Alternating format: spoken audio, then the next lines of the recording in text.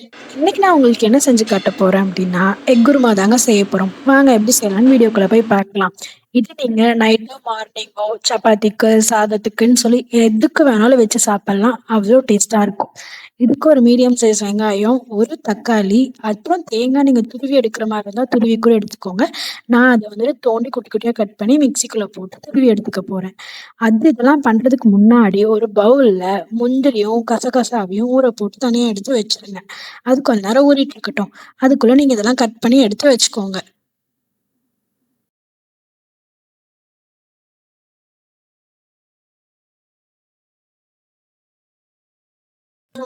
Mixie ஜார்ல தேங்காய்லாம் போட்டு துருவி எடுத்துக்க போறேன். நீங்க ஆல்ரெடி துருவி வச்சிருந்தீங்கன்னா, இந்த கிளிப்ப ஸ்கிப் பண்ணிக்கோங்க. நீங்க மிக்ஸி ஜார்ல போட்டு அத துருவும்போது, தண்ணி எதுவும் ஆட் பண்ணாம சும்மா தேங்காவ மட்டும் போட்டு துருவி எடுத்துக்கோங்க.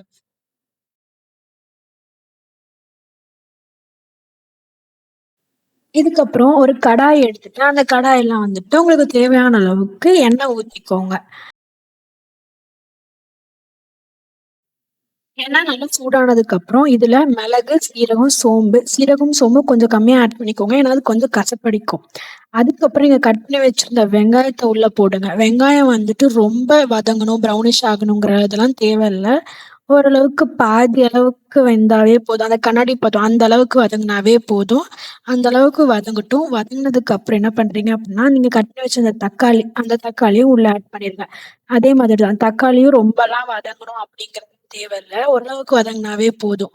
ஏன்னா, இத நம்ம மிக்ஸியில போட்டு அரைக்க தான் போறோம். ஸோ, அதனால இது ரொம்ப வதங்கணும்லாம் தேவையில்ல. ஓரளவுக்கு வதங்கினா போதும். வதக்கி எடுத்து வச்சுக்கோங்க.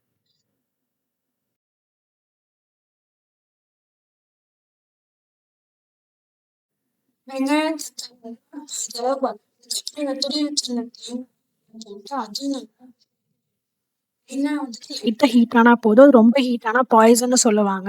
ஸோ லைட்டா ஹீட் பண்ணி எடுத்துக்கோங்க. கொஞ்சம் ஹீட் ஆனதும் அடுப்ப ஆஃப் பண்ணிட்டு, இத வந்துட்டு கொஞ்ச நேரம் ஆற விட்டுருங்க. ஆற விட்டதுக்கப்புறம் மிக்ஸி ஜாருக்கு மாத்திருங்க. இது எல்லாத்தையும் மிக்ஸி ஜாருக்குள்ள போட்டுட்டு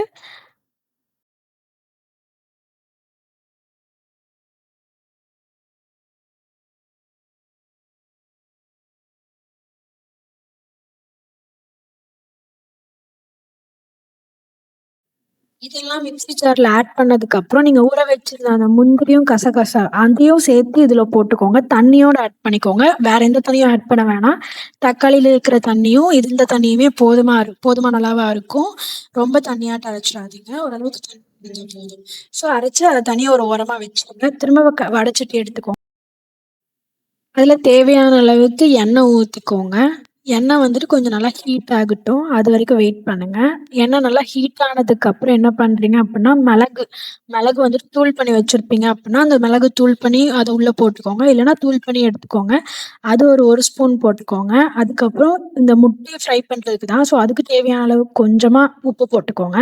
இந்த 2ம் நல்லா எண்ணெய்க்குள்ள போட்டதுக்கப்புறம் முட்டைய வந்துட்டு கொஞ்சம் கொஞ்சமா ஒரு 3 பீஸ் தான் நான் போட்டு இது பண்ணியிருக்கேன். அந்த மாரி 3 பீஸா போட்டு நல்லா ஃப்ரை பண்ணி எடுத்துக்கோங்க. நல்லா நொறச்சு அந்த பெப்பரும், உப்பும் அது கூட கோட் ஆயி வரும்.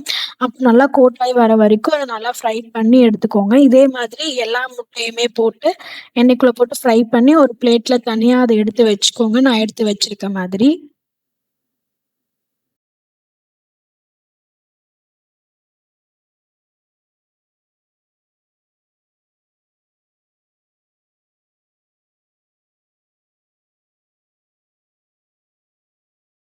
இது முடிஞ்சதுக்கு அப்புறம் என்ன பண்றீங்க அப்புட்ன்னா, ஒரு புது வடை சட்டி இருந்தா எடுத்துக்கோங்க. இல்லன்னா அதுவே நீங்க கிளீன் பண்ணி கூட எடுத்துக்கோங்க.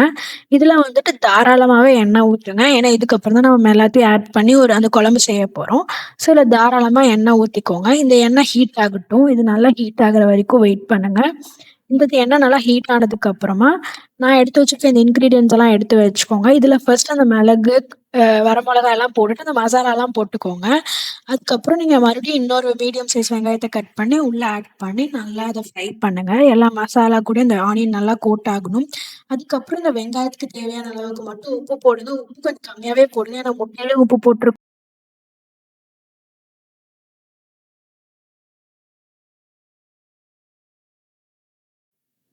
வெங்காயம்லாம் நல்லா வதங்குனதுக்கப்புறம், நீங்க மிக்ஸியில அரைச்சு வச்சிருந்த அந்த பேஸ்ட்ட வந்துட்டு உள்ள ஆட் பண்ணிக்கோங்க. ஃபர்ஸ்ட்டு இந்த பேஸ்ட்டு இந்த எண்ணெயோட நல்லா ஃப்ரை பண்ணிக்கோங்க.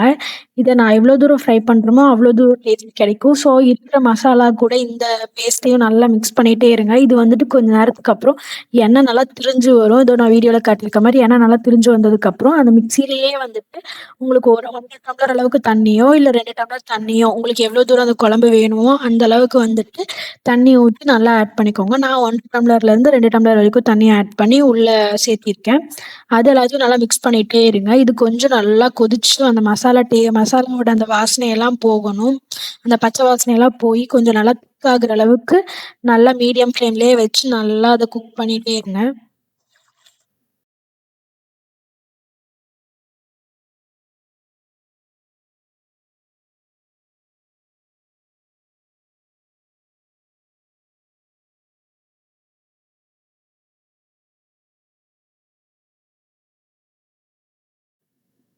நல்லா அதெல்லாம் கொதிச்சு திக்கானதுக்கு அப்புறமா, ஓரளவுக்கு திக்கானதுக்கு அப்புறம் முட்டையெல்லாம் உள்ள ஆட் பண்ண ஆரம்பிச்சுருங்க. மீடியம் ஃப்ளேம்லயே வச்சு முட்டையெல்லாம் ஆட் பண்ணுங்க. எல்லா முட்டையுமே ஆட் பண்ணி முடிச்சதுக்கப்புறம், அத மெதுவா லைட்டா கலக்கி விடுங்க. ஏன்னா, அந்த மஞ்சக்கரு வெளிய வர்றதுக்கு சான்ஸ் இருக்கு. அப்படி வந்துச்சுன்னா, அது குழஞ்சிரும் குழம்போட. அது டேஸ்ட்டே கெட்டுரும்.